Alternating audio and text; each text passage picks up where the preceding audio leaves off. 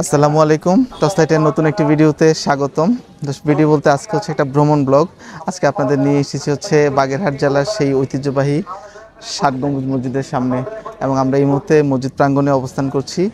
দর্শক, আপনি দেখেন এটা শৈল্পিক স্থাপনা, এবং এটা তৈরি করেছিলেন তৎকালীন শাসক খানজাহান আলী। এবং বর্তমানে যেটি হচ্ছে বাগেরহাটের অন্যতম প্রধান যেই পর্যটক আকর্ষণ, সেগুলোর মধ্যে একটা। আজকে আমরা পুরা বাগেরহাট মসজিদটা দেখব। সবচেয়ে মজার বিষয় হচ্ছে এখানে ৭ গম্বুজ মসজিদ যেই কারণে বলা হয়, কিন্তু এখানে কিন্তু গম্বুজ হচ্ছে ৮১টা। আপনারা ৭৭টা হচ্ছে ছোট গম্বুজ, এবং ৪ কোণা ৪টা মিনার মিলিয়ে হচ্ছে ৮১টা গম্বুজ। আর ভিতরে অসামান্য শিল্পশৈলী এবং পাথর দিয়ে তৈরি, বিশাল বড় বড় পাথরের তৈরি এক একটা পিলার, মানে খুবই অসাধারণ তুরস্কের স্থাপনায়। এবং এই মসজিদটি হচ্ছে প্রায় তৈরি করতে ৫০ বছরের মতো সময় লেগেছিল, এবং খানজাহান আলী এটাকে দরবার শরীফ হিসেবেও ব্যবহার করেছেন। চলেন আমরা ঘুরে ঘুরে পুরাটা মসজিদ দেখি।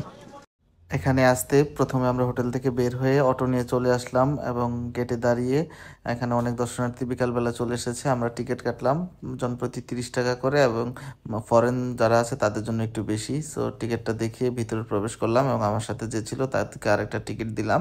সো আমরা এই হচ্ছে টোটাল প্রাঙ্গণ। আপনারা দেখতে পাচ্ছেন যে মোটামুটি জমজমাট, এবং শুক্রবার একটু বেশ মানুষ আসে। ভিতরে ঢুকে হাতের ডান পাশে হচ্ছে বাগেরহাট জাদুঘর এটা, এবং আরেকটু সামনে গেলেই হচ্ছে আপনারা মসজিদ পেয়ে যাবেন, এবং এই গেটটা দিয়ে মসজিদে প্রবেশ করতে পারবেন। এই পাশ থেকে মসজিদটাকে আপনাকে দেখাতে নিয়ে আসলাম। আপনারা দেখেন বিশাল বড় প্রাঙ্গণের মধ্যে, আর এই পাশে হচ্ছে সারা বছর পর্যটকদের জন্য এটা সৌন্দর্য বর্ধনের কাজ চলে। এখানে ঘাসগুলোকে লেভেলিং করা হচ্ছে, এবং ফুল গাছ লাগানো চারপাশে। আর আজকে শুক্রবার, শুক্রবার হলে কি পরিমাণ দর্শনার্থী চলে আসে সেই ৭ গম্বুজ মসজিদের এই স্থাপত্য শিল্প দেখতে।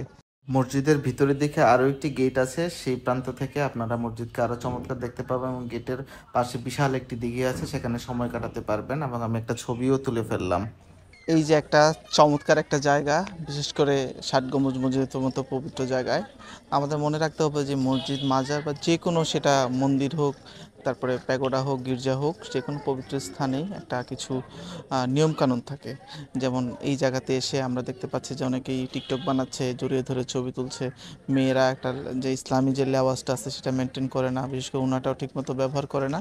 এই বিষয়গুলো আমাদের অবশ্যই মেনে চলতে হবে, এবং অবশ্যই পবিত্রতা রক্ষা করতে হবে। এখানে বারবার অ্যানাউন্স করা হয়, তারপরে কে কাকে তোয়াক্কা করে। এখানে তো আর জোর করে কেউ বাধ্য করবে না, যেহেতু একটা কি বলে সকলের জন্য ওপেন স্থান। তো এই বিষয়টা অবশ্যই আমাদের লক্ষ্য রাখতে হবে। মসজিদ প্রাঙ্গণে শিশুদের জন্য খেলার পার্ক রয়েছে, এবং এখানে ছবি তোলার জন্য চমৎকার জায়গা রয়েছে, এবং ফুল বাগান দিয়ে ঘেরা। পাশেই হচ্ছে রয়েছে বাগেরহাট জাদুঘর। আমি সময়ের অভাবে আজকে আপনাদের যেটা ঘুরিয়ে দেখতে পারলাম না। এই যে চমৎকার ঘাসের আস্তর, মানে একটা কার্পেটের চেয়ে কম না দেখতে, এবং এটা খুব সবসময় পরিচর্যা করে রাখা হয়। এবং ৭ গম্বুজ মসজিদে বাচ্চারা এখানে খুব আনন্দ পায় এসে, বিশেষ করে বিকালের মুহূর্তটায়। আপনার দেশে এবং দেশের বাইরে থেকে বহুত মানুষ আসে দেখতে, এবং বিশেষ করে নামাজের টাইমে তো মানুষ আসেই।